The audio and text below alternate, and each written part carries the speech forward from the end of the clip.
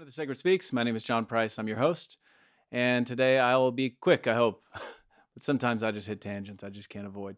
So, first of all, today's guest is Dr. Marguerite Rigalioso. And two of her books that I have, I read another one, but the first is Virgin Mother Goddesses of Antiquity. And the second new release came out on April 7th. It is The Mystery Tradition of Miraculous Conception, Mary, and the Lineage of Virgin Birth. She runs a community called the Seven Sisters Mystery School, and I'll include all the links below for you to reach her. I highly recommend checking her out. Certainly, if you're involved in anything miraculous, looking at the miraculous. So, part of the Christian mythology around Mary is the virgin birth, and Marguerite does an incredible job at researching this. So, I was excited to meet her. Brian Marescu introduced us and said that she's one of the high priestesses of the mysteries traditions. So it was exciting to read her work and to connect with her. So Marguerite, thank you for participating in the podcast. I'm glad to know you. Just a couple of laundry list issues that I want to address before we get to the interview. First of all, The Sacred Speaks, check it out at thesacredspeaks.com. And there's a lot of new cool things coming on, including a YouTube series starting in the next 2-3 months. So I'm eager to begin that.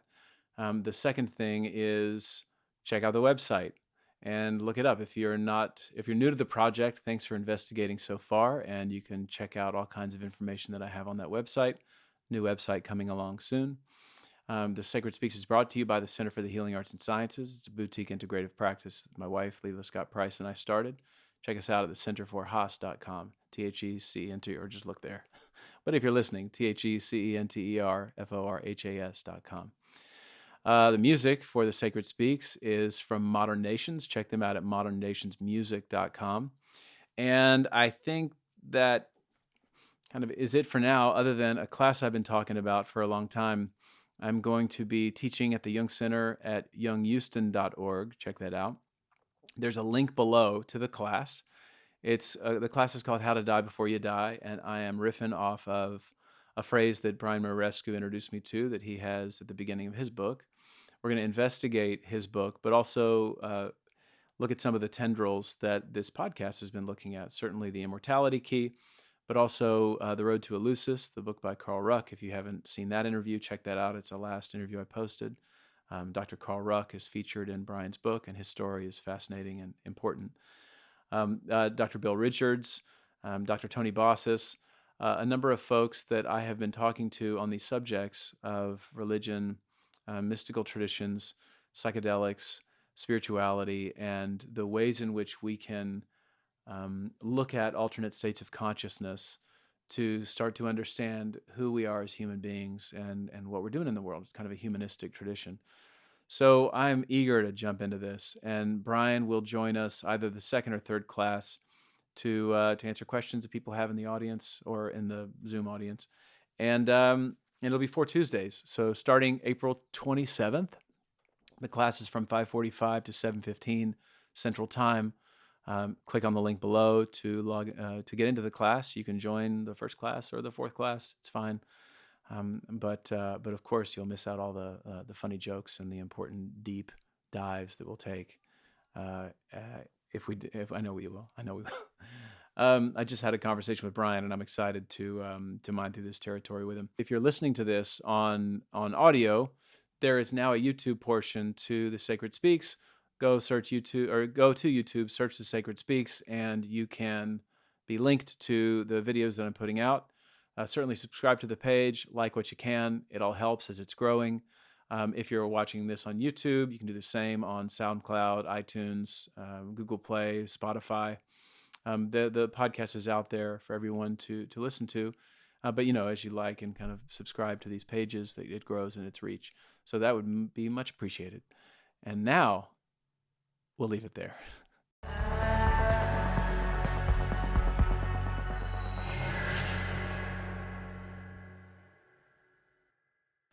Marguerite Mary Rigalioso is the foremost authority on the history of virgin birth and has taught graduate and undergraduate courses in both the United States and the United Kingdom.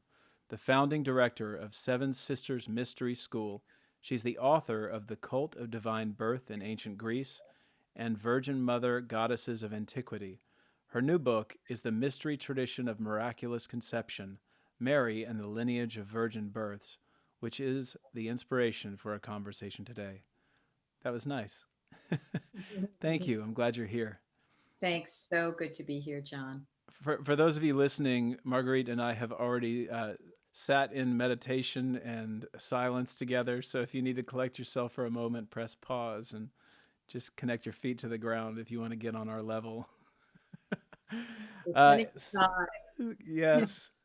Well, good. I know. So Mary is, of course, going to be the conversation today. And given the correspondence that you and I had, you know my interest in Persephone. Also, I've just shared a conversation last week with Dr. Ruck, and we explored Eleusis, and that was lovely. So just to kind of position our conversation, there's no need to pick that thread up, but just so you can know for the listeners, that's kind of where we've been swimming around, is in mystery practices and psychedelics and entheogens and all that depth and underworld stuff.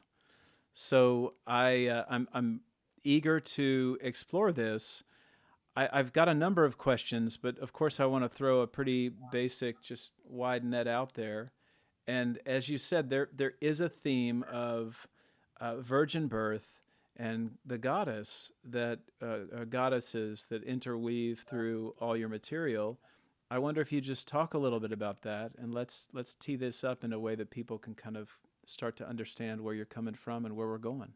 Yes, absolutely. And a natural segue between your talk about Persephone, whatever you discussed with Carl, and myself is that, in addition to being a scholar, I've also been what I call a practitioner of the ancient Mediterranean mystery traditions. And what does that mean?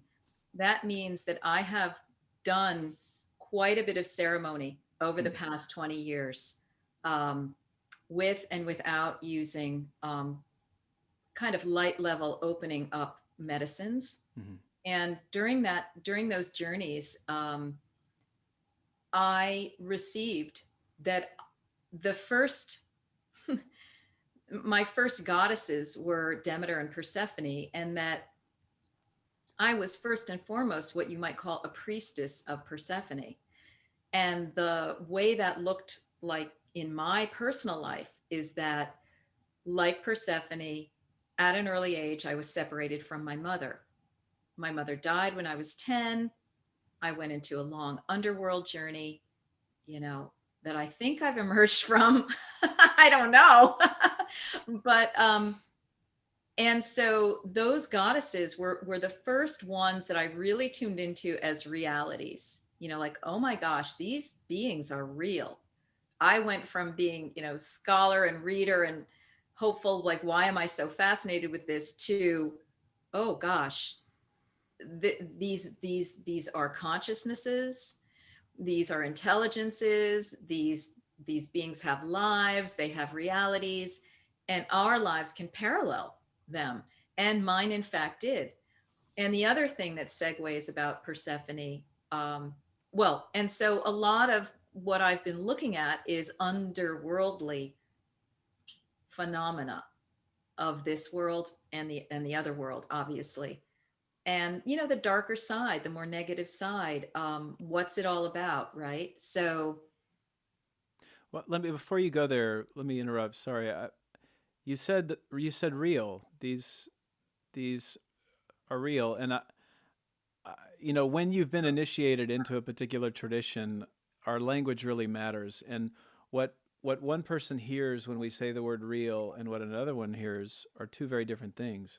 And can you speak a little bit about what it means for a god or goddess to be real?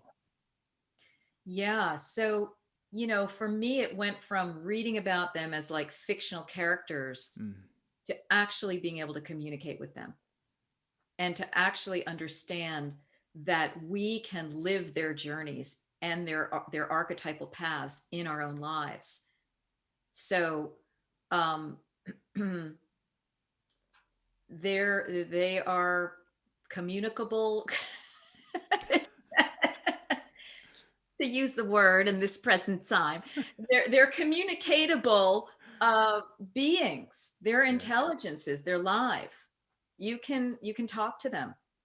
You can go to their sites. You can just with a flick of your mind be in communication and conversation. So when that relationship with the gods starts, then you're really on a very interesting path. Then you've started opening into the other realms, which have both its positive and its negative valences. And Persephone has both. She's the goddess who knows the underworld pretty well. And she's also the goddess of springtime. So she knows the above ground. She knows the hope, all of that sort of thing. And also, she has a virgin birth story, right? As does her mother. In my those two earlier books, The Cult of Divine Birth in Ancient Greece, but especially Virgin Mother Goddesses of Antiquity, I really tease out this idea that, hey, you know what? That story about Demeter consorting with Zeus and giving birth to Persephone might be kind of a distortion or a later picture. I was discerning that Demeter was able to give birth to Persephone out of herself without the help of a male. And so, you know how the traditional story of then Persephone's abducted by her uncle Hades and brought into the underworld. What I write all about is that Persephone was in the process of actually doing a divine conception ritual to give birth to the next generation, the next iteration of her female line, when she was abducted, when she was taken over, and when she was essentially raped. And so we're talking about deep esoteric concepts here, but this is starting us to go into the realm of divine birth through the Greek tradition. And eventually we will lead to Mother Mary, but there's this whole background of divine birth that I discerned from my research in the first book, where I was looking at not only goddesses but then their priestess representatives. And what I realized through piecing together and going through many, many ancient texts, historical, mythological, legendary, that there were these groups of priestesses that were able to conceive and give birth in different ways, and from the normal, sexual intercourse between man and woman. And that the reason for this was always because the nature of that kind of a divine conception allowed for a specialized human being to come into incarnation, one that would be very beneficial for humanity. And of course, the practice could be used to create negative beings that had sort of superpowers, but they weren't as positive as, some of the more beneficial ones. So we have these stories on the mythological level, but we also have them on the historical level in Greece. For example, our beloved Plato and Pythagoras were said to have been divinely born by their mothers. Okay. Perictione with Plato and Pythias with Pythagoras. And she, it seems, was probably a Delphic oracle. You see, so these oracle centers often were connected with virgin birth. And you find that by looking at the names of the places and the cities. Oftentimes, they will either be names of female priestesses who gave birth in a divine way, or their names of their children. And this is all over the ancient Europe, the ancient Mediterranean world. And there was a process by which this practice kind of devolved and was taken over and eventually hijacked by the patriarchal priesthoods. And then it was used, for different kinds of purposes, and essentially was the entry point by which some of the patriarchal heroes entered in and started dismantling female-centered, balanced cultural behaviors and practices, matriarchy, if you will. So that's just a little bit of a kind of a background, and I'll let you kind of take it from there. Where do we want to go or dive in?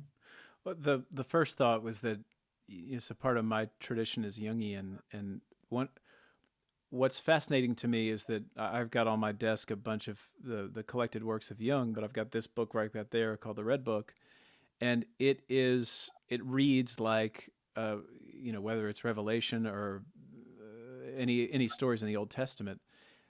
One of the things Jung talked about is that you really need to turn towards these kind of inner figures and treat them as if they are real. And he wouldn't even say as if, he would say they are real.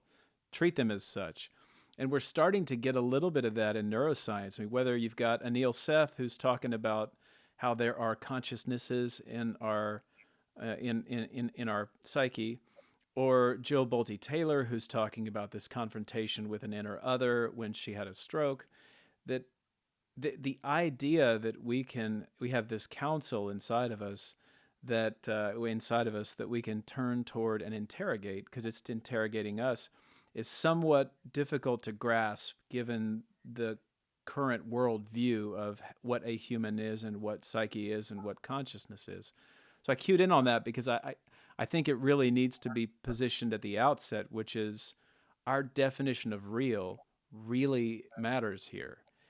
And and if I can be taken over by an impulse, by rage, by lust, by greed, by jealousy, and do things that I don't know where that came from. I don't usually behave that way. That's just a hint at these other forms that exist inside, and that if we don't turn to it and relate with them, then they'll act out in an unconscious way. And I think this is what this whole process of self-knowledge is about. How am I tracking so far with how you're? Very much so, very much so. And I think there's, we could, let's distinguish between ontological reality, meaning these beings have their own life, their own reality, whether we're here or not. We can tap into them or not, versus seeing them all as inner parts of self, which, on some of the esoteric Buddhist understandings, if I'm understanding this correctly, is that it's all us, right? It's all Mhm. our mind. It seems like separate beings, but it really is all us. And so it depends on how you want to look at it. I have found a lot of utility in feeling like these beings have their own ontological reality, that out there is Demeter doing her thing. I can connect with her or not. Persephone the same, Mother Mary the same, Jesus the same. But how they interact with us is they are helping us to cultivate the part of ourselves within us that is like them or capable of becoming like them. Mhm. The part of us that is capable of becoming divine, like raising to the level of a really high level master who is able to traverse three-dimensional reality and come into incarnation like Jesus and Mary, and who is also able to merge with the goddess and Godhead, which is what, in my belief structure, Mary has done and Jesus has done. So um, that's just a little further conversation. And then Yeah. in terms of like these experiences that we had where we are saying to our, we've had where we say to ourselves, what was that? Who was that? In my reality structure, there is a multiplicity of beings on the other side of the veil from our three-dimensional reality. It is, they are legion. I mean, more numerous than the drops of water in the ocean, right? And they range from very high vibrational to very low vibrational. And anybody who does enter into the shamanic realms in a high altered state experience will come in contact with these beings, the good, the bad, the ugly, the intermediary, the ones who are learning, the ones who are out to make trouble. And a lot of these beings do connect with us and hook into us, the negative ones. Um, and this is a big, huge discourse about, what's going on, who's really in charge of our body, the fact that okay, if we do agree that there are these energies, sometimes called entities, then that puts mental health and remedies about mental and emotional disturbances in a whole new light. And I have Mhm. always wanted the psychological and psychiatric establishments to treat things on the emotional, physical, and spiritual levels, and I've been trained in energy depossession. you know it's not a work that I like to do anymore. I give it back to my teacher, but there's stuff going on, right? So when we open into this, we open into the whole wide world. And so these virgin birth priestesses are so important because these are some of the highest vibrational women who've been on the planet, and they know when they're in there doing the process right, they know how to incarnate a really high vibrational being. Sometimes we call it an avatar. And was one, but Plato was one, Pythagoras was one. There are other examples of these high level beings, and then there are other examples of low level beings who came through this virgin birth way. For example, I would say Alexander the Great. He has a virgin birth story. But this is a later phase of the virgin birth, where I was initially talking about parthenogenesis, the woman self conceives, and then boop, the baby comes out. There's a later stage where she starts cavorting in three-dimensional reality with a non-three-dimensional being, an interdimensional sexual relation. And this is shamanically attested to worldwide. Lewis talks about this. There's research on this. But what happened is these women who used to be able to give birth parthenogenetically start kind of consorting and getting seeded by these interdimensional beings through a ritual. Okay. And then in a later stage of that, we have a male who will come in and incorporate that God through his physical body. So there literally is a human sexual connection there with sperm. But it's the God's energy that's coming through that. It's the God's child. But because a male is involved, they can take that child into the male lineage now. And so all of the female empowerments and matriarchal groups that once kind of controlled this practice are disempowered. So, the Egyptian pharaohs were said to have been birthed that latter way. And as I said, in the Greek tradition, some of the more questionable legendary ones that came in were Theseus, Perseus, and Heracles. The stuff that we usually think of as, fictional stories, let's make a movie about them, they're not real. But in my belief structure, they were real. They actually existed. These stories are describing actual histories. Those men were three-dimensional. And, they were born in a negative way by women who were intervened with by negative energies, namely some of the male gods of the Olympian pantheon. Okay, so it's a very complicated, complex. We're sort of diving into the deep end of the pool, but I feel like you can certainly handle it, and probably your readers or your listeners will be, kind of listening to it at whatever level, and maybe going back and maybe taking a look at my books and seeing things. But let's see if we can help them understand or tease it out.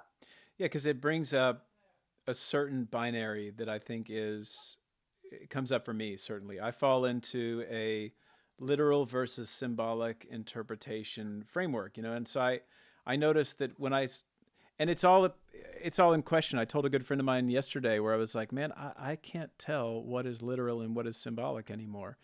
And so then I do things like, in anticipation of you and I talking, I'm looking up parthenogenesis and trying to say, where does this show up? And of course we can find evidence for that in various animal groups. So I want to talk about that a bit. But before we tend to that, let's tend to this a little bit, which is, you have a listener out there that's going, what is this hocus pocus? This is crazy talk. How do you make sense of or understand that literal versus symbolic dynamic that I certainly get caught up in? Right. Well, I usually say to those people, take 2 mushrooms and call me in the morning. You know what I mean? And this is where Brian Murarescu's work comes in, because his book, The Immortality Key, you interviewed him. I mean, Yeah. that guy is showing all the priestesses throughout time Yeah. who have been saying, hey, people, these folks are real, these beings are real. Here's some ivy, here's some mushrooms, here's some henbane, here's some whatever. Take it. Let's have an experience of them together. Let's go to the Eleusinian mystery. The Eleusinian mysteries was where they took the kukeon, the Mm. drug, and they had a communal with like 3,000 people in the basement of that temple having this experience of like, oh my gosh, these goddesses are real, Yeah. right? You know, my initiation really was through the sacred medicines. You know, I had a partner 20 years ago who introduced me. He was my teacher, Robert Owings. He's got a book called The Call of the Forbidden Way, which, you know, in a way is Mm. like an expose of all that. But when I first did my mushrooms, I was like, oh my God, these beings are real. Like you just know. And things that for you were fascinated by and you were so attracted to, but you couldn't make that breach. You know, you couldn't breach the realms, right? And now all of a sudden here you are breaching the realms and here they are. And you're like, whoa, in your visual field, but more than in your visual field, they're in your knowing field. And you know they are real beyond the shadow of a doubt. Now, some people are able to do this without that, like you're saying, your beloved Jung. You Mm-hmm. know, I went to a lecture online a few weeks ago at the Jung, one of the Jung Institutes in Berkshire County or something. And I I'm listening to them going, wow, because the talk was about Jung and entheogens and things like that. And I put in the chat, okay, please, like Jung must have been doing sacred medicines. And somebody wrote back, no, he absolutely didn't. He actually was against it, you know, didn't believe it. But he had that natural capacity, right? And hence the Red Book, but hence why it was repressed from being Mm-hmm. published until after his death, because it seemed so crazy, like you're saying. It seemed so crazy and wild. Now, so for a lot of people, sacred medicines are the entree to this. For some people, other means of opening consciousness, it could be ecstatic dancing for 24 hours, you know, Sufi dancing, fasting. Fasting is a typical one. You will tend to go into an altered state. People who go on those vision quests, they're like, whoa, Yeah. you know, this is why they get the message about day 4 or 5, because they have opened into an altered state of consciousness where the deities and the beings are real. Um, you know, there are many other methods for going in and for opening expansions. For some people, it's simply meditation. Like they go into these deep, what is it, delta vibrations, and they suddenly the veils between the worlds become really thin. Now, also bear in mind that I have trained myself. I went to a psychic training school for several years, and then I continued to do the practice for more than a decade now of doing a running energy meditation which opens your consciousness, your upper chakras, your third chakra, your crown.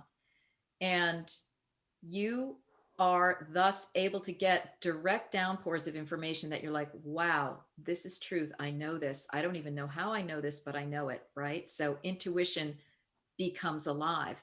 And like you were saying recently, you're like, I don't know what's imaginal and what's real anymore. Well, guess what? The times we're in are fostering that. The worlds are cracking. Third dimension is starting to merge into fifth dimension, and that's part of this world crisis. You know, there are negative energies that are happening along with it, but on one end, it's creating a lot of awakening for people as But they. hasn't that been going on for, like, the apocalypse is something that we've been writing about, thinking about, has been in the aware, whether it's the calendar of this that ends or the time of that isn't that a consistent aspect to reality? It can be, but at some points in the history of humanity, it's more poignant than others or more intense than others. And right now is a very intense node. And by right That's now, we could be saying the last few hundred or few thousand years, you know, like um, it's really intense right now. And a lot of people are saying that this is actually a pivot point. What we're in right now is a pivot point, and it's going to spell one road that we go down or another road that we go down. Yeah, I guess my argument in favor of that is that for centuries, the apocalypse has been in the kind of imagination of humanity, except right now we've got some pretty solid evidence to the destruction and devastation that we're doing to the earth and the environment that I guess is one of the first times. I mean, certainly you had war and famine and all kinds of other realities that were very difficult to manage and catastrophic and tragic. This is interesting and different, and that if it was the death of a culture, that's one thing, but the death of the entire culture of the world because we've cut off our connection with the earth and devastated it, that just seems to be a little hypercharged. Yeah, it is. And there are so many layers to it, and possibilities around what is actually really happening, that it might be a bridge too far to go into that today. Yeah, I hear you. But suffice it to say, the underworld is alive and well and doing its thing to try to get its coin, so to speak. Yeah. So the a few questions because I want to get into Mary, but I want to do our job tending to this material first. The one aspect of certainly my conversations with both Brian and Dr. Ruck and Amin Hillman were about the tradition of the priestess pre-Christian and the relationship of the priestess with the witch post-Christian, I guess. Uh, and when I asked Dr. Ruck last week, we were talking about this collision of maybe the Roman Catholic Church, but maybe that is a signifier for another mode of consciousness. But when I asked him about what was going on with Christianity, pre-Christianity, pre-Catholic Christianity, and Catholic Christianity, was he said that Christians or the Way were involved women and involved women in the process, and as Brian has articulated really well, it involved women in the presiding over the Eucharist or the ritual, holy ritual, and providing the sacraments. And of course, now we're talking openly about how those sacraments were entheogenic, consciousness expanding, or whatever material. So to actually have a religious experience was part of the process, not just to eat a wafer and say this is symbolic. That's right. So will you speak a little bit about priestesses pre-Christian and their involvement in religious traditions? Yeah. I think that, what Brian has discovered and laid out is right on, and it corresponds with all my research and the research that many others have been doing about, what were these priestesses up to? Yeah, these were the seers. These were the knowers. These were the guides for humanity when humanity itself had degenerated from having an open third eye, open crown to see the other dimensions. These were the specialists that still allowed, they were the conduits, okay? Pre-Christian. Once Christianity came in, and what I mean by that is not mystical Christianity, because at the very beginning, Christianity was run by the women. It was run by Mother Mary. It was run by Mary Magdalene, et cetera, et cetera, et cetera. The men were having a little bit of a problem with that. We can see Peter reacting to that in a negative way. He was jealous of Mary Magdalene.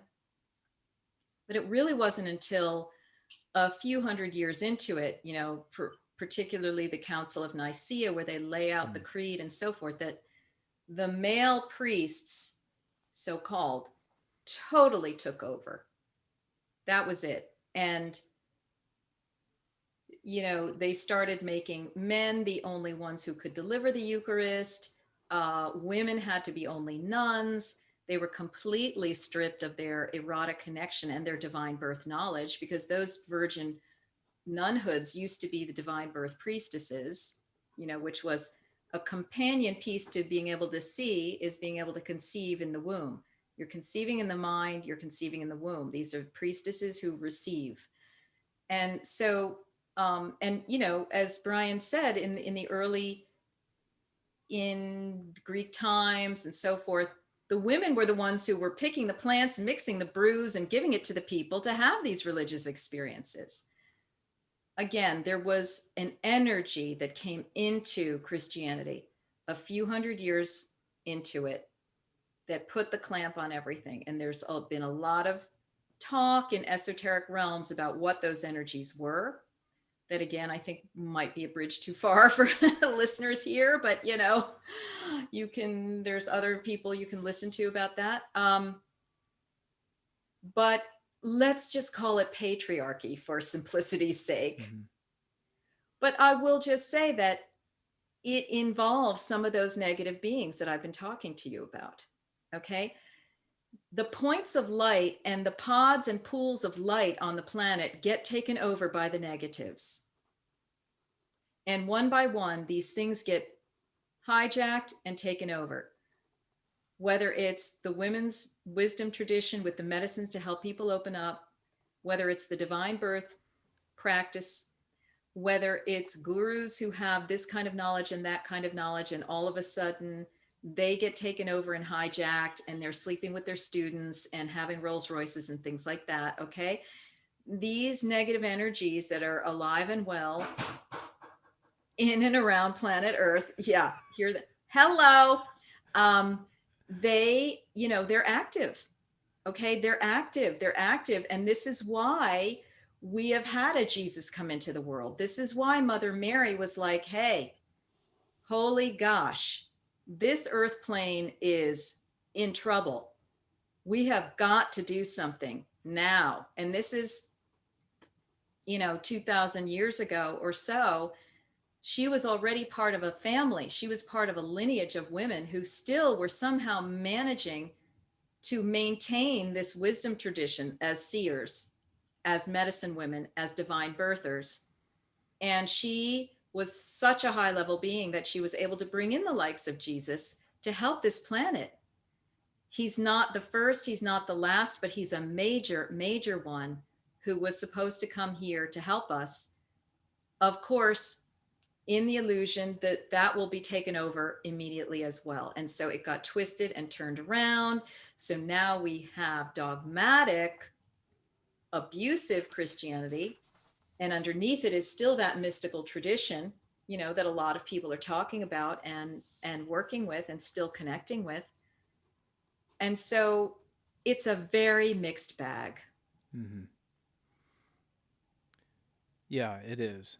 So you're starting to move into Mary there, and I think that's important to do so, because my thought as you were talking was that in the narrative that many people know of Christianity, Mary is a pretty small part. She plays a small role. But in reading your work, you're positioning her as a more central figure, and of course being the one who gave birth to this powerful figure that was needing to come at that time.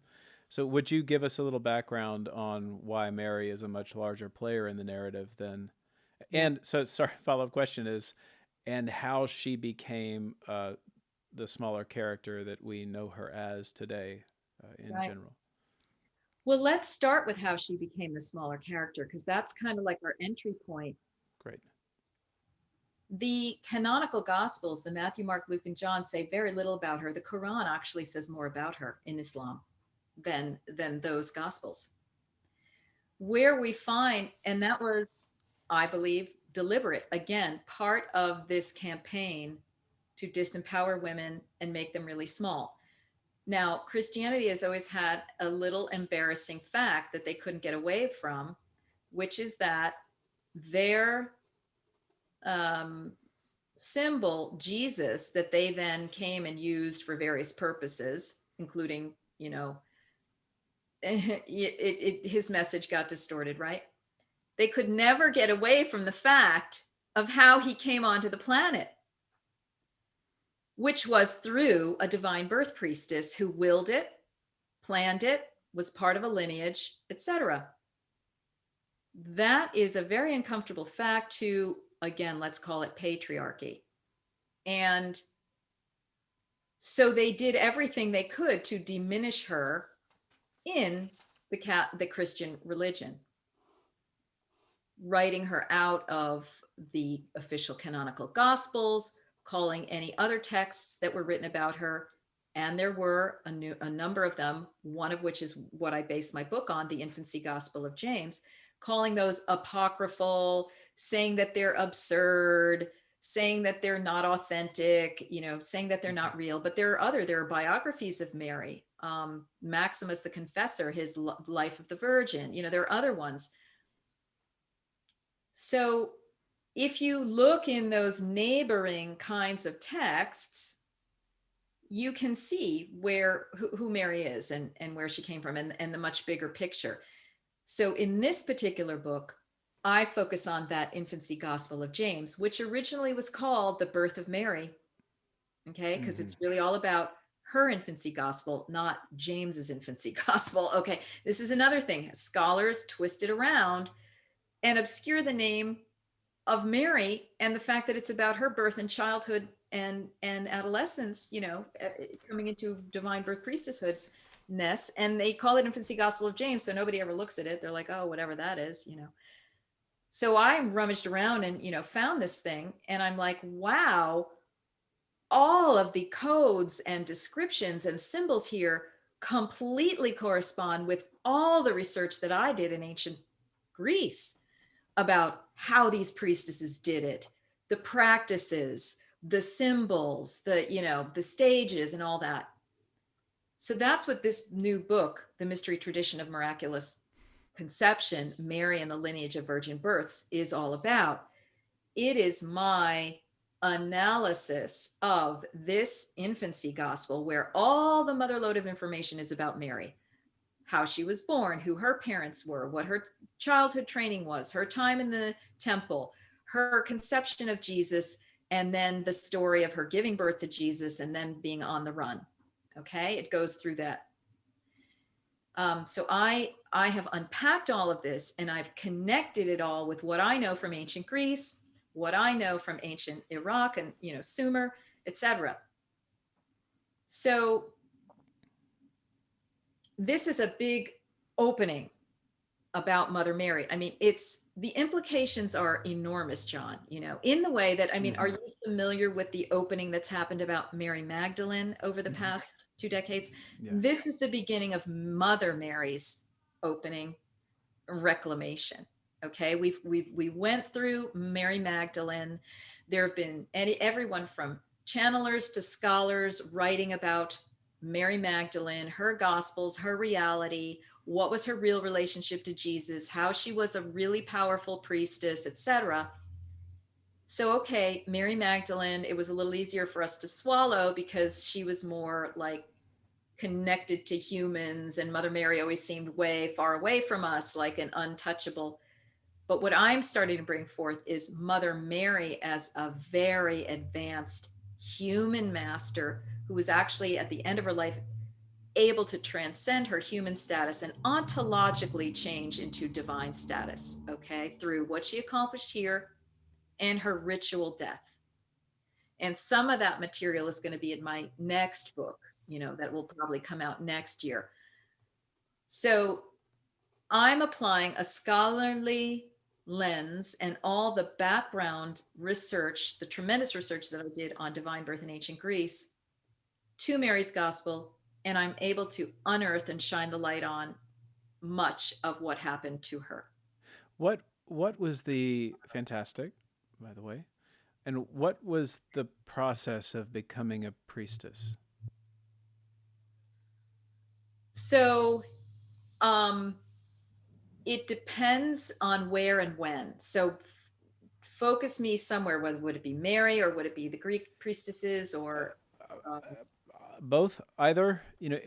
I think that, well, maybe there's even a way to back that up further and say that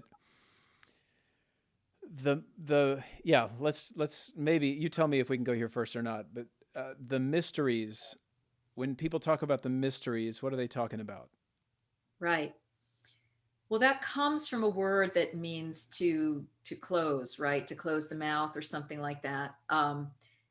Because it has to do with things that shouldn't be spoken, and moreover can't be spoken, because you cannot necessarily understand it with linear three-dimensional thinking.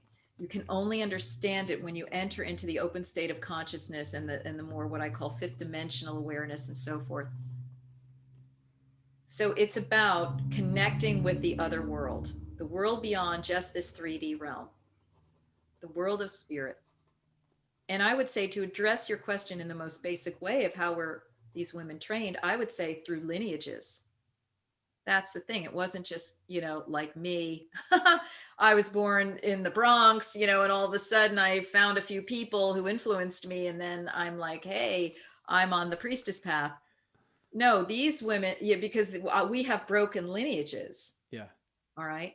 But interestingly, what I found is when I look back into my lineage, what did I discover? My great grandfather in Sicily was the town healer. Okay. I have lineage, it was broken. And of course, in his regard, it would have been deeply syncretized and Catholicized, but these people were trained in successive lineages by their mothers, by their grandmothers, right? By their aunts. So that was the main thing. It was kind of in their blood. It was in their family. They saw it all around them. They saw what was happening. They learned from a very early age what to do. Now, as it became a quote profession in ancient Greece, then there were more. Already the breakage was starting to happen, and there had to be kinds of temple trainings and things like that. And they were retrieving these girls from the countryside, or retrieving these elder women from the countryside, and but presumably there was an education that would happen within the temple and so forth. So with Mary, we have the evidence for both, because she was born into a lineage of women who were seers and divine birth priestesses, because Mary was divinely born of her mother Anne. And that is what her gospel, the birth of Mary, aka infancy gospel of James, tells us. Mary was divinely born by her mother Anne, parthenogenetically born by Anne, Hannah, okay, while her husband Joachim was away in the desert. Okay, and that's a whole story about Anne. But she had been a lifelong virgin birth priestess who was trying to have this pregnancy. She was in her elder years. It wasn't happening. And finally, she and Joachim got really serious. And she's like, this has to happen. And so the gospel opens basically with her going to the laurel tree, which is, a symbol of the ancient oracular sites like at Delphi, and having a divine conception happen there. But I decode of what all the steps were that she had to do to get that conception to happen. And then what we see is that Mary then from infancy is trained. Okay. She cannot walk on the floor. Her mother takes her in to raise her as an infant in her room. She can never put her feet on the floor. If she does, there has to be a rug or something under there.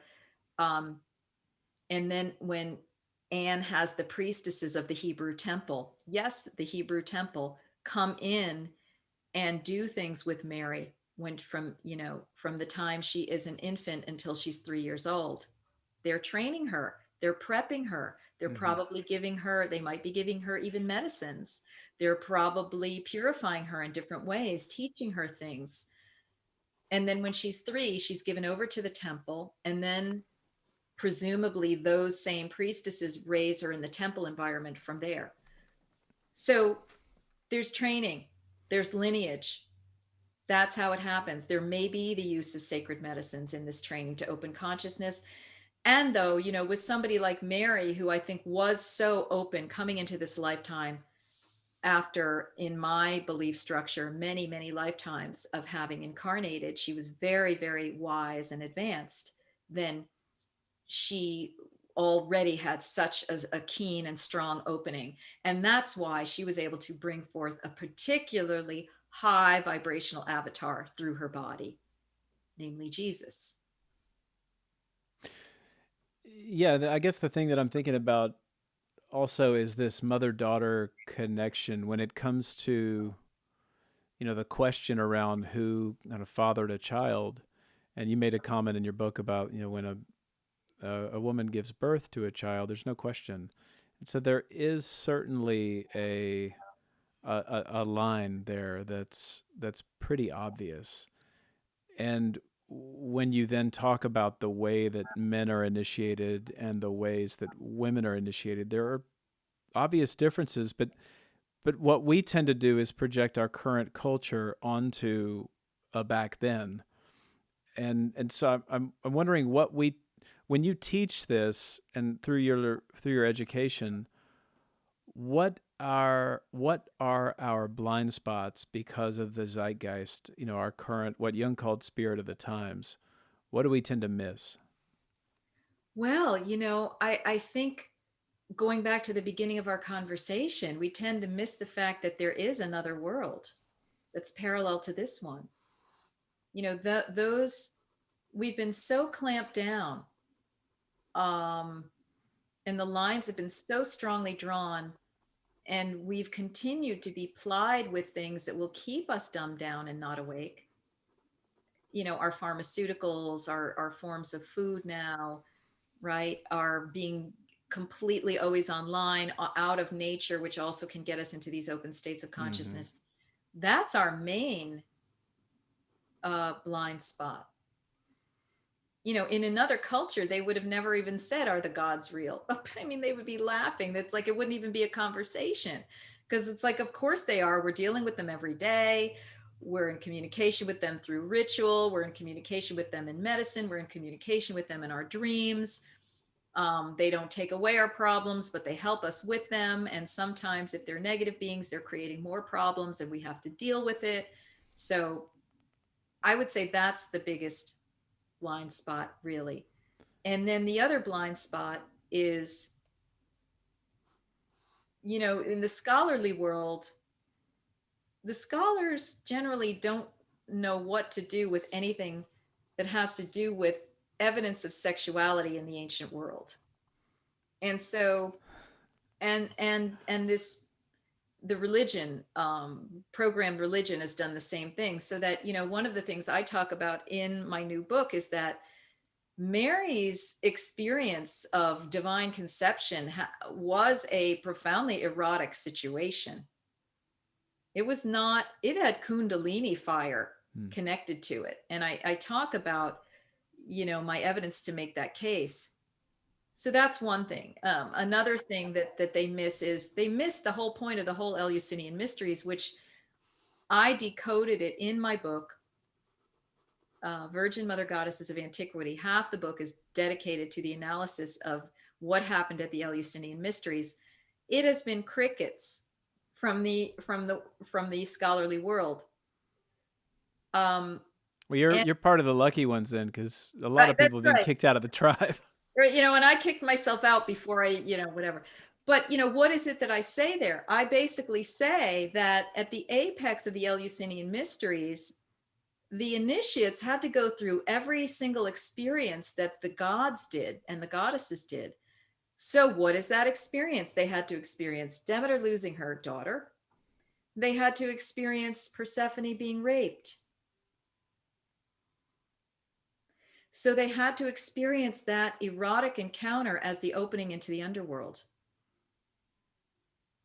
And that there were dildos Yeah, used. that's where I was about to go. Yeah. Okay, there were dildos used, and those dildos come into all the descriptions, and they're, but scholars have never known how to deal with that. And even colleagues that I've had that had a kind of a like, you know fairy tale version of Demeter and Persephone, they got Mm-hmm. so incensed when they heard that I posed this, that this was the Eleusinian mysteries, that people had to go through like a self-induced rape to experience what Persephone went through, and that it was like a kind of a highly charged sort of erotic experience. I mean, they don't know what to do with that, but this is these are the kinds of blind spots when we look at this stuff. And I didn't go expecting to find that. I didn't go with an agenda. I'm going to look for the sex in, whatever the heck. it just emerged like, oh my gosh, like you put all these things on the table, you start connecting the dots, and you say, oh my God, I have to believe myself in my own conclusion here, right? So there's a lot of hot and intense stuff that went on in antiquity and that continues to go on for anybody who goes into a shamanic state. I have clients all the time who are telling me about sexual encounters they've had with disembodied beings, etc. Okay. So Mary's thing, though, was she was not getting involved in this disembodied male God type thing, even though the gospel tries to say something like God overshadowed her, right? Or the spirit of holy, will overshadow you. But really, Mary was involved in parthenogenesis. Her mother Anne was involved in parthenogenesis. There was not a male god involved in this rite, contrary to some of the other Greek and other priestesses who had degenerated the tradition.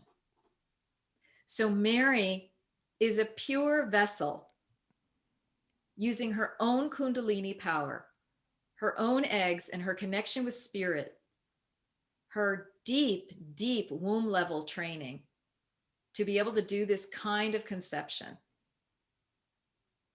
And therefore, she was able to pull in a very high level being.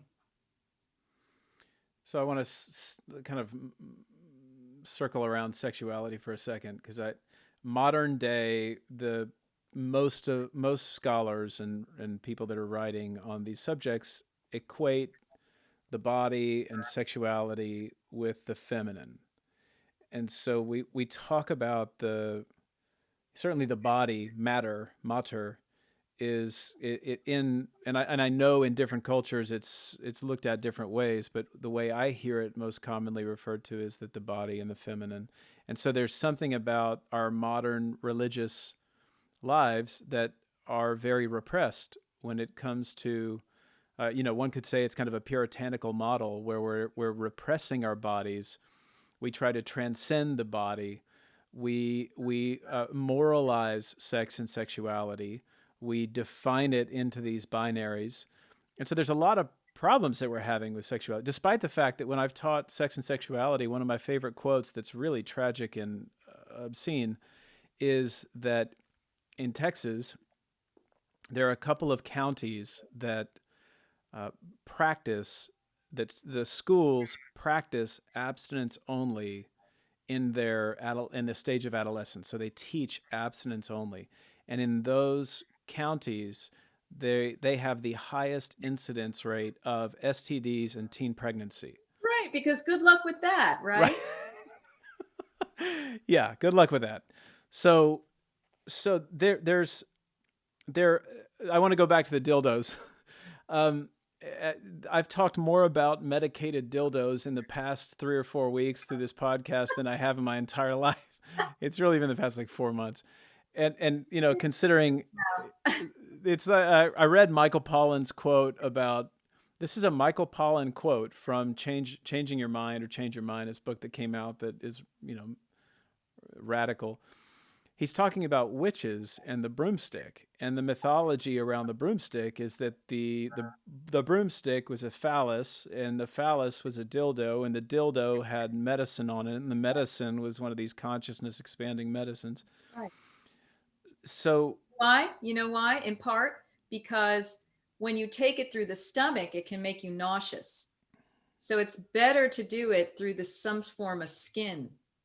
And the vagina, immediately absorbs things. So it was very practical in a way, as much as anything else. Well, and the anus from right. Right. And the male initiates at Eleusis were doing that. Yeah. There was an orifice per gender, Right. Pick Yeah. your orifice to reach by. And, wow.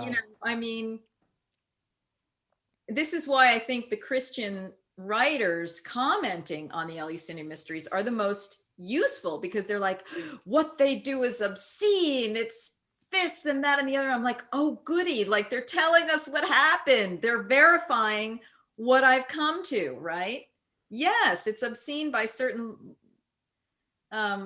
perspectives, right? But they're all involved in a whole tradition that was several thousand years that came through lineages, and they were trained before they even went to the Eleusinian mysteries in the fall. The previous year, they had a kind of a rough run training. And I know Brian, references that in his book as well, the lower mysteries, right?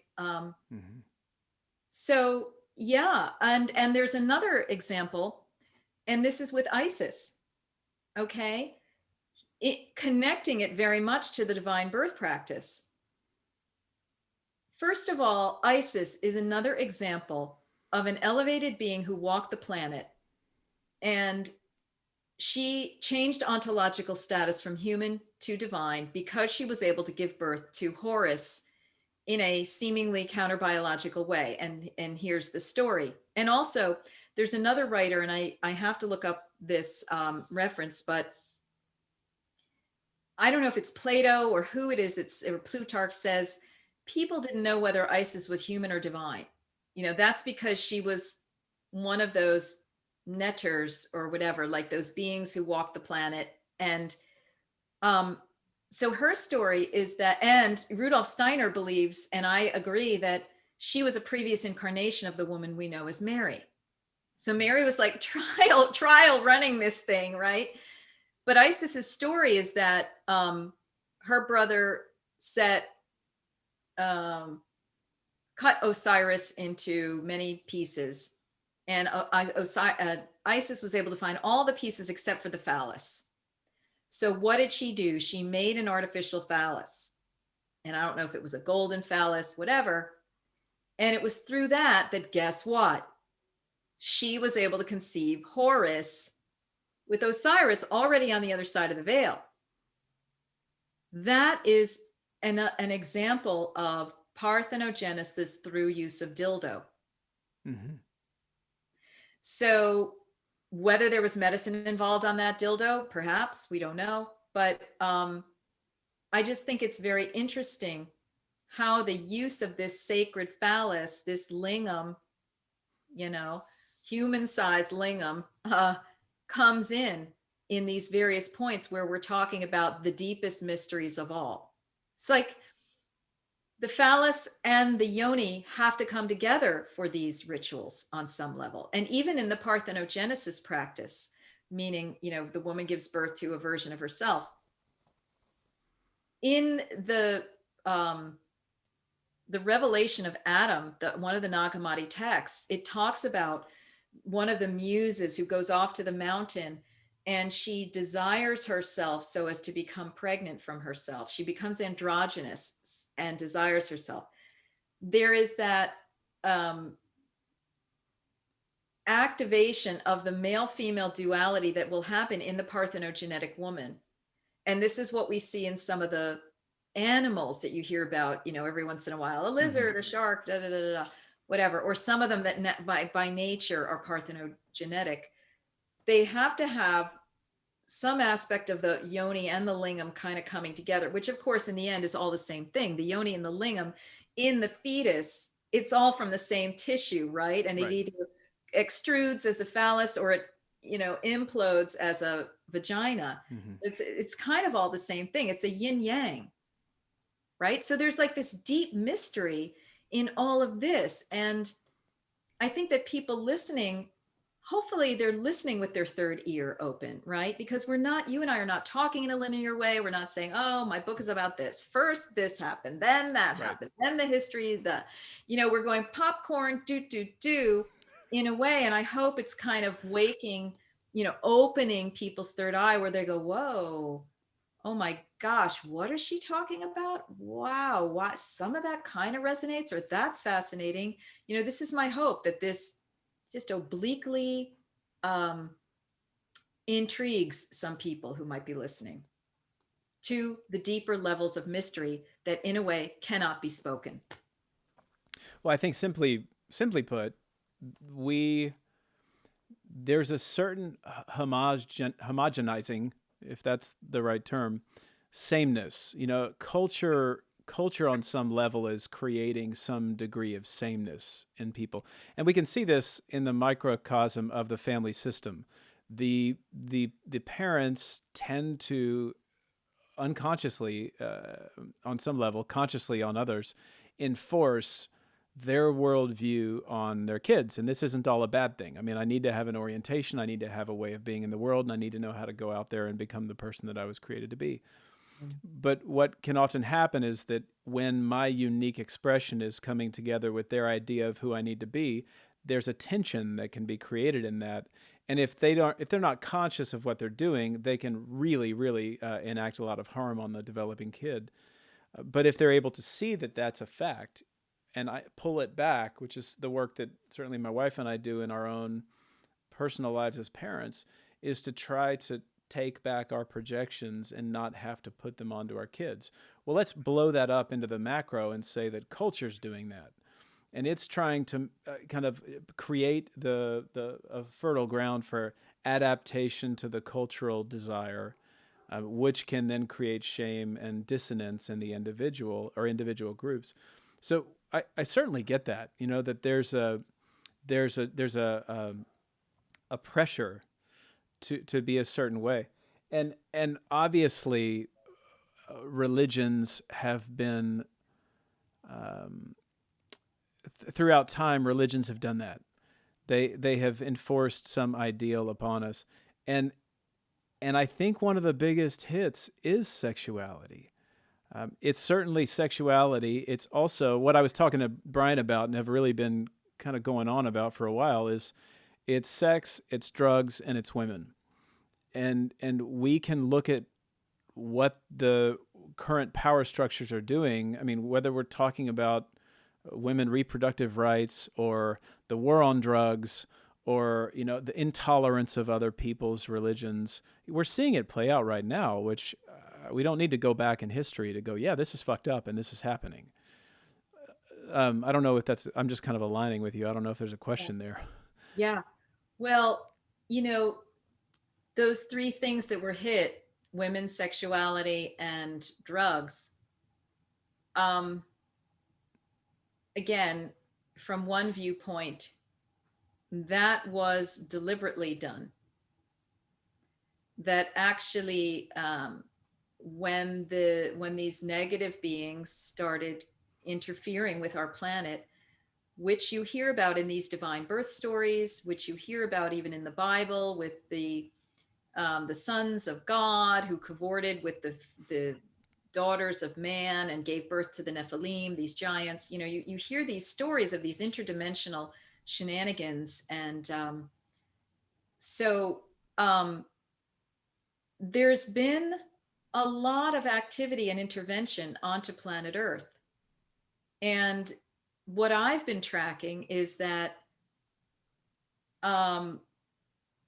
beings who want to kind of negative beings who want to kind of have their way on an Edenic planet, which is what Earth was in my understanding to begin with, the first thing they had to go after was the relationship between women and men.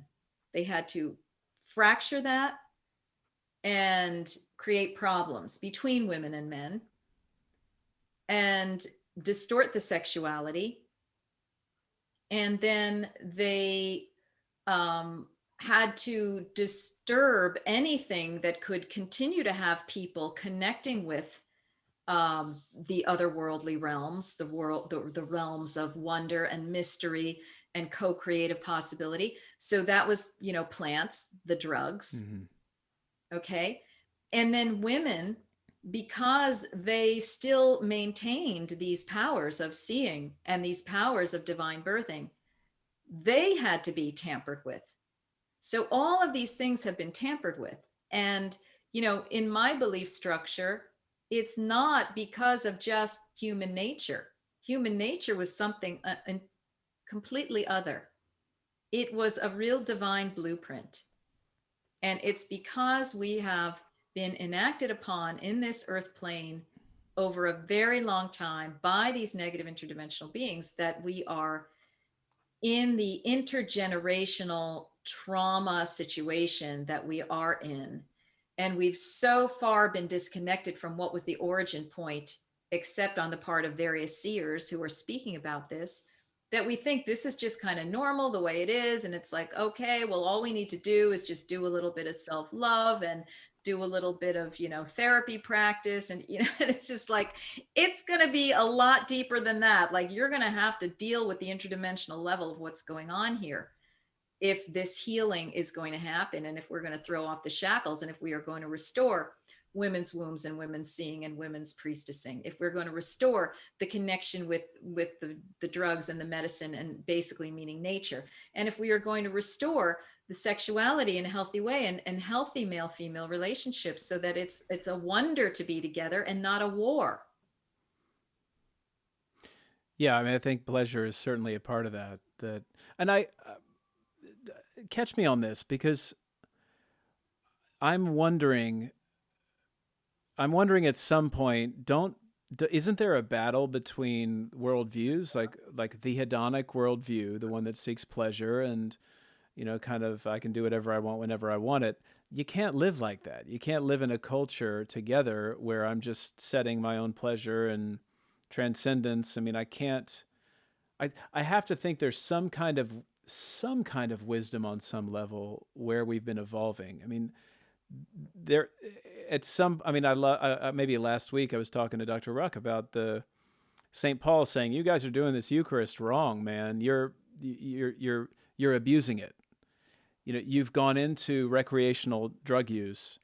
And it's a little like what happened in the 60s, which is what everybody was scared about, what Timothy Leary was saying, is that, man, you drop it in the water supply, people are going to go crazy. And so we need some kind of balance between pleasure and spirituality and living on the earth and, suiting up and showing up and doing things maybe that I don't feel like doing. Right. Any thoughts? Yeah, well, everything got split into duality in this plane. So it got split into, either hedonistic pleasure or what would you call it? I mean, parsimonious non-sexuality, right? but okay, but of course you want the yin yang to come together. It has to balance it. You don't want to be at one end of the thing or the other. We have to come together. The yin yang, the opposites are contained within that whole, which is a womb. That structure of the circle is the womb of Mother Creator. She is the one that actually contains and okayed, the creation of all of these negative things as well, because she gave free will. She's the parthenogenetic universal creatrix. Well, let me think out loud for a second, because there's a lot in my experience that I don't have, that I haven't been able to, and I lean on William Blake here. There's plenty with this eye that I haven't seen, but I certainly haven't. I certainly keep asking these questions, and I've built a lot of my life around being in a pretty inspirited place. But when talk of kind of interdimensional beings comes up, I say, okay, what the hell is this? So when I'm thinking out loud, not only do I have that part of me that's like, well, come on, like, what are we talking about here? But then I think about the way I probably would have been thinking when there was a shift between what we currently call classical and Newtonian physics and quantum physics.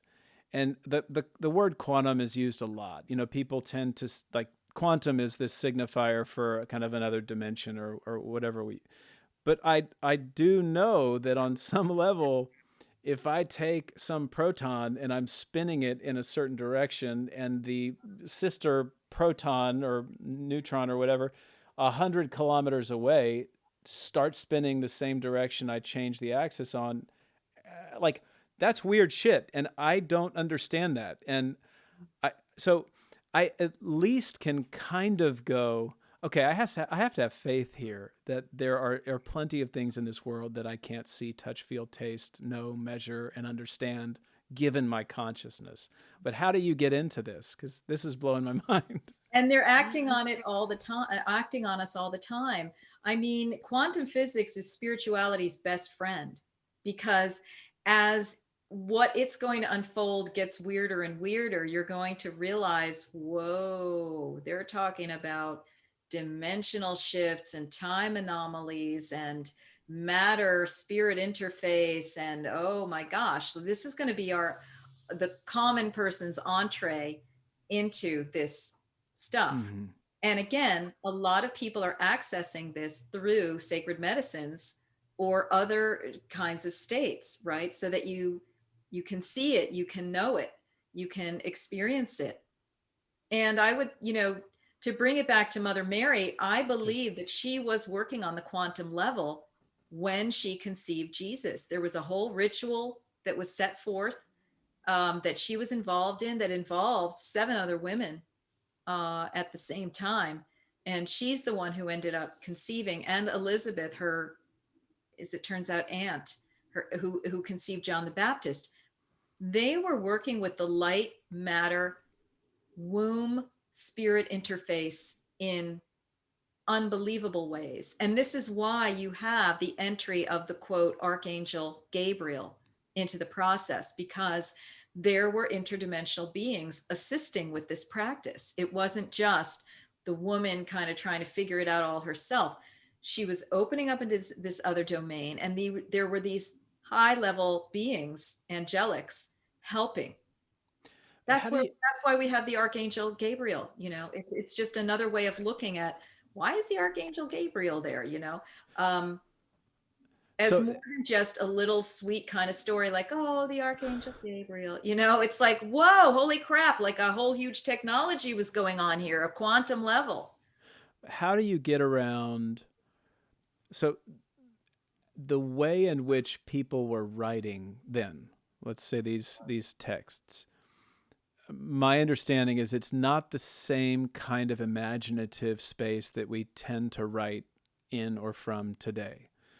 So how do you get around the interpretation problem, which is, are these texts literally true, or are they mythically true?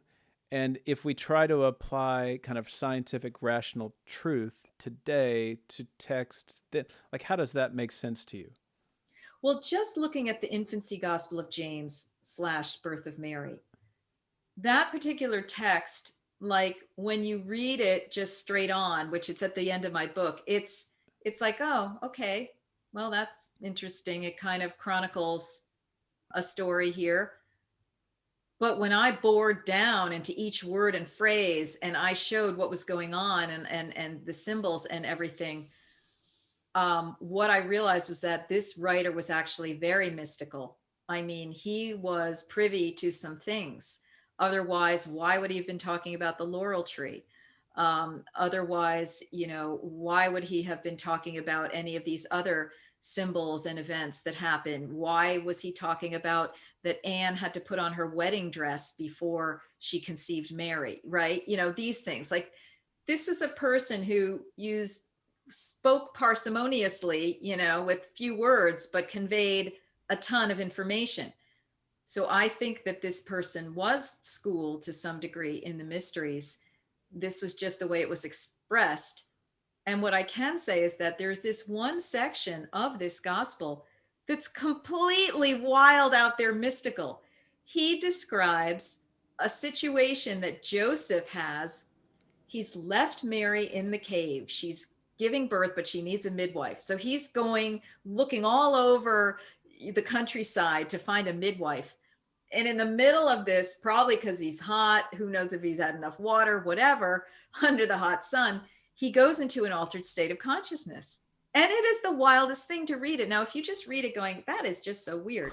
But if you really penetrate into what he's saying, it's like, oh my God, he's giving you this mystical revelation of Joseph's mind got opened, and he saw time and space going into this quantum physics anomalous situation where he saw people moving and not moving at the same time, eating and not eating at the same time, I mean, it's just this wild, wild thing. So he went into it, right, without drugs.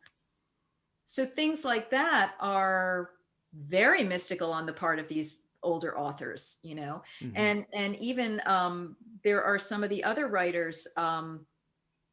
Is it Josephus?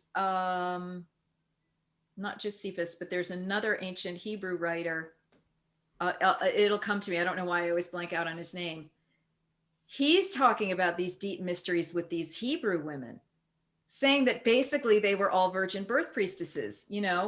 How did he know about that? So these people have been accessing, and even the mystical encounters that we have in the Bible of these guys who go into these altered state of experiences and what they're describing. So it's always been there. It's been there throughout time in all of these texts, Well, and that's and that's that's where the, sorry, go on. that's where I come in on this particular text with Mary, where I look at what it's actually saying, from the perspective of a woman who has opened into fifth dimensional consciousness and can understand and can bring forth more information for people who may not be privy to that. That's the whole point of the book. And to say, Mary actually did this, and thinking people can understand that she gave a divine birth. This is how she did it. This is what was involved. These were the consequences. This is what she endured, etc. Yeah, I guess that's part of the interesting piece is that when I read those texts, I have a part of my mind that's wondering what is literally, measurably true and what is mystically true or mythically true. And what I try to tell myself is it doesn't matter. Right. It, but that's kind of what I'm getting into when I start talking to people who actually can translate text, who actually know history, who actually know the classics. There seems to be a more porous and I seem to be in a lot of my preconceived notions. I seem to be a little wrong over what was literally true and what was not, or what was mythically true, and that continues to really blow my mind. So I do get, I have that doubting part of me that's like, why do we have to define what is measurably or I think I say measurably because I want to use like the scientific rational mind. Like if you can see it, taste it, touch it, feel it, measure it, then it's quote true. Or the mythic mindset, which would say something like, no, I mean, there are truths that can be communicated by means that aren't related to a rational, measurable truth. Mm-hmm. But and that the interesting thing that you do in your book is you talk about um, the immaculate conception as something that can be manifested measurably, conception measurably through a process of initiating a woman into a tradition where she has gone through years and years of training, Yeah, and then she can give birth to this human child, that's which, right. which again blows my mind. But we do see it in nature. I don't have enough training in the world of biology to know what the hell I'm talking about there. Yeah, there are some creatures that do it, and there are some creatures that could be induced to do it. Be that as it may, though, we are talking here about a spiritual process, practice, training, where you're bringing spirit into matter, which happens every time a woman conceives anyway. But this is just a different mechanism by which spirit comes into the flesh. It's just an alternate mechanism that allows, because of its technology, it allows for a different vibrational being to come in than perhaps the ordinary child, even though there are many extraordinary children coming in through regular intercourse. And one could say all children are extraordinary, Mm-hmm. but we're talking about degrees of masterhood that a being will come in with already, degrees of awareness and awakeness that a being will come in with. And Christ came in very awake. Mary herself came in very awake. Even though they both had to learn and be trained during their lives, they did not have to go through quite the levels of breaking the barnacles off that most of us do. in order to, be able to open our consciousness. And, I go back to Jung, where I think he was trying to toe the line in the scientific world, even though he broke from Freud early on because he was way too mystical and out there. I think he was still trying to have some level of scientific credibility. That's Definitely. why that red book did not come out. The red book is the red pill. Yeah. Okay. It did not come out until after he died, because he knew that it would just destroy his reputation or whatever, because he was showing that he was integrated. He was integrated between this dimension and the other dimension.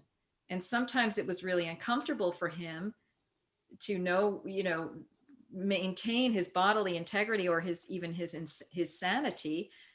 But he was somehow able to do that. And I think a lot of us are awakening, and we're trying to maintain our bodily integrity and our ego consciousness, while also opening to these other possibilities and things that seem counter three-dimensional, counter biological, counter material Newtonian physics rules, right? And so these priestesses have always been connected with these realms, just like shamans all over the world are. The dream time people in Australia, the Mm-hmm. Aboriginals, Mm-hmm. all the shamans all over. I mean, of course, this is why they had to be attacked and decimated. The Native Americans, there was once deep, deep connectivity with these other realms. Well, that gets off into an amazing conversation, actually. It's That, off into an amazing yeah. conversation. I mean, I hope this is interesting to your people. We are going through many different zones of this. Uh, I think that what my new book is all about, and really what all my books are about, is again this interface of human divine. What does it mean? How do we bring different orders of beings into the planet? How do we bring ourselves to the level of becoming that different order of being? You see, because Jesus and Mary, as I see it, they were not here to be worshiped. They were here to be modeled. They were here for us to match their vibration, come up to their vibration, whatever that meant, in various different ways, but as a means, not as a morality story, but as a means of coming into our own full divine Yeah. blueprint nature. That's, I think, what we're all about, and we're on the threshold of at this crisis time right now. Well, I know that anytime we got about 15 more minutes, so I want to be conscientious of being able to close out and give you the opportunity to direct anybody listening or watching to wherever you would like to direct them. But I know the act of writing a book is something that there's a reason why mystics have tended to write things down. So there's some kind of discovery. I'm curious what you experienced or discovered through writing this book in particular.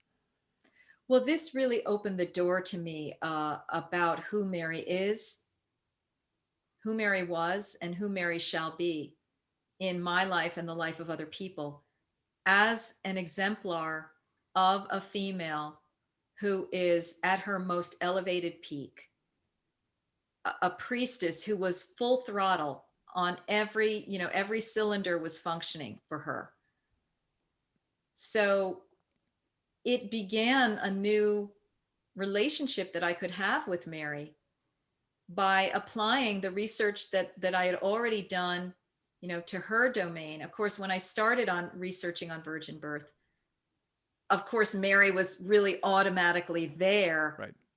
But um, it's taken, a decade before things have been right for me to write this book about Mary. It was one thing to write about ancient Greece, but now Mary. And it's sort of corresponding with this whole worldwide movement of the exaltation of women and, restoring women to their rightful places as priestesses. So it's been, far more than an intellectual exercise for me, although I love that. I love to do all those calisthenics, those intellectual, I've got my intellectual chops. I mean, I have my PhD and so forth. I know how to analyze this, that, and the other thing. But this project was in a way an integration project for me. Yeah. And like I said, my next book will be even further, the further explorations of Mother Mary as a mentor. But I think this piece needed to get out there first to establish Mary as a real bona fide practitioner of virgin birth, to present an argument that thinking people could get with, could explore, could look at. And it's just been fascinating for me, a fascinating process. I mean, I loved it. I wrote this book very quickly in a matter of 4 or 5 months, and it just in kind of ecstatic state, just wow, and I thought that I had gone through it all and knew what I was going to say, but even more would come through as I was going through the writing process. Right. I was essentially, opening to those intuitional realms, and more was pouring through. So that's a little bit about what the experience has been like for me and has meant to me. This whole excursion for me into divine birth has been quite ecstatic, because it would really open my consciousness, and that in and of itself has been a kind of an erotic experience. I mean, all while I was writing, starting back in 2003, when I really started investigating divine birth in a serious way, and I would go through the research and the books, and have carts of books coming back and forth from the library. And I would be intellectually writing, and then I would receive all these downpours, right? So it was this figure 8 process, intellectual, intuitional. Sometimes I would literally have to lie down on my office floor just to breathe and integrate it all, going, this is so enormous. Mm-hmm. And the implications are so enormous. And the implications of this book are so enormous because, of course, this is not just about Mother Mary. And as I write a little bit in my introduction, this is about what's possible for any woman who wants to go on this type of a holy womb path, for the purposes perhaps of bringing in a higher level avatar to the planet. So I know of women, and as I write about at the beginning of the book, I know of one woman who did conceive spontaneously. There's a whole story with that. I know of other women who have conceived through various means, right? So this is something, this is real. There is a possibility here. And this is a new technology that we need to open up and unfold again, that conscious, ethical women need to return to. And it's a tradition that, of course, needs to be protected. Thank you for writing it.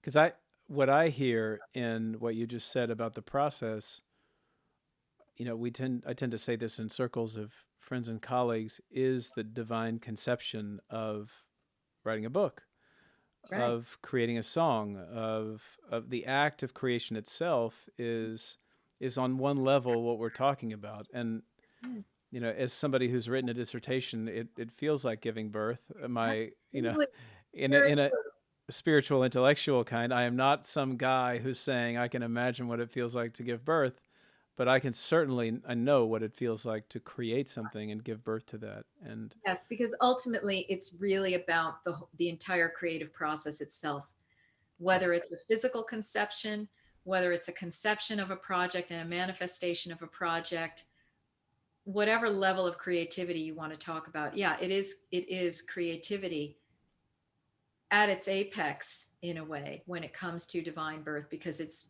really literalizing spirit into material form in the human flesh. And that's a pretty big feat. Yeah, it sure is. Well, so where do you want to send people?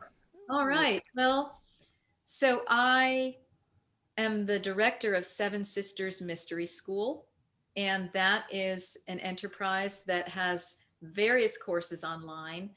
I have one that would be very interesting to if people want to go deeper into Mother Mary, and it's called the Mother Mary Mystery Teachings.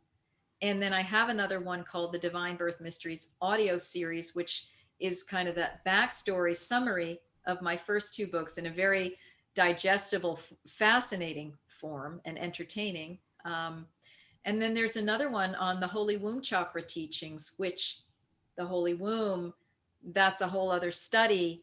And I provide ancient methods of activating and purifying the womb, which would be part of the steps along the way to anybody who wants to have a divine child, either conceiving one with a man or eventually conceiving one parthenogenetically. So, you know, people can explore around on my site, and there are many free offerings. I also give one-on-one sessions, and I will be continuing to teach on into the future. And if you really want that wild, up to the minute next level teaching, I have a course called Accelerating into Fifth Dimensional Consciousness. So that's for the real cosmonauts, I would say. Say your website real quick. What is it? SevenSistersMysteryschool.com. Great. And I'll put it in the look below in the resources and liner notes. Thank you so And much. I enjoyed your books. This is a treat. You know, I want to thank Brian Marescu for hooking us up, and apparently we are all going to celebrate together one day. Oh yeah, When, so let it be so. Yes. Marguerite, thank you for being here. Work. Thank you so much for having me, John.